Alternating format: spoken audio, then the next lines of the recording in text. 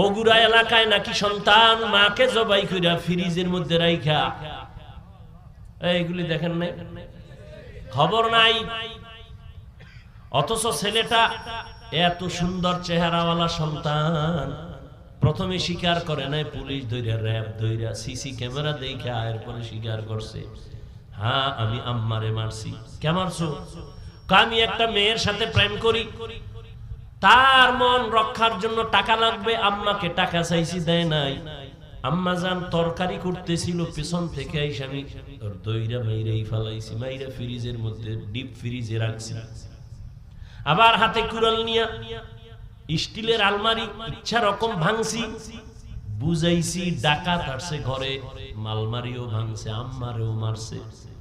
ও এগুলি কইরা টেলিফোন করছে বাবারে, আম্মারে দেখি না আইও, ঘরের মধ্যে লেখা রাখবি বড় কইরা, তুমি যাকে ভালোবাসো সে তোমার বন্ধু না, তোমাকে যে ভালোবাসে সে তোমার বন্ধু।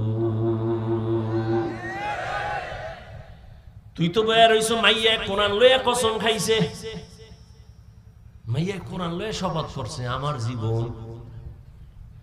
আমি বললাম মাইয়া কয় নাম্বার সিরিয়াল? হুজুর এটা কেমনে কেউ? আমি কই তুই যত নাম্বারের সিরিয়ালে আছো মাইয়া ওই নাম্বারের সিরিয়ালে আছে।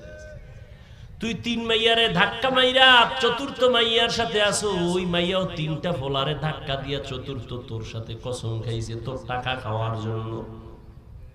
কিন্তু লাভ হইল কি? একটু যদি চিন্তা করতি একজনের মাইরা আমি আর একজনের সাথে থাকবো, কই জীবনটা তো ধ্বংস। মেয়েও জেলখানায় যাবে, তুইও জেলখানায় যাবি, পস্তে পস্তে মরবি, না দুনিয়া পাইলি না আখিরাত পাইলি।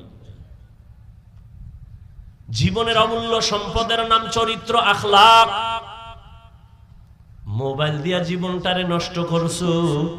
আল্লাহ ধইরা নিয়ে আইছে কোরআনের বাগানে, এরপর মোবাইলের মায়া ছাড়তে পারো না। ওর এখানে বৈশা যদি একটু চিন্তা করতি কলিজার যুবক বাবা, যে আল্লাহ তুমি এখানে বসাইছো, একটুনি চোখের পানি নিয়ে গুনাহমুক্ত হইয়া আমি বাসায় যাইতে পারি, চিন্তা যদি করতি পকেট থেকে আর মোবাইলটা উঠাইতি না। ওই মোবাইল নিয়ে টালবাহানা করতে করতে দেখবি মোনাজাত হয়ে গেছে, আসছো খালি যাবি খালি বয়ানের, কিছুই বুঝলি না রে বাবা। এটা কোন থানা?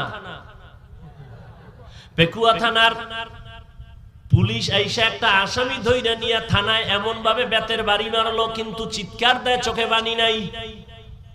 বুঝো বাবা, আল্লাহ মানুষকে জ্ঞান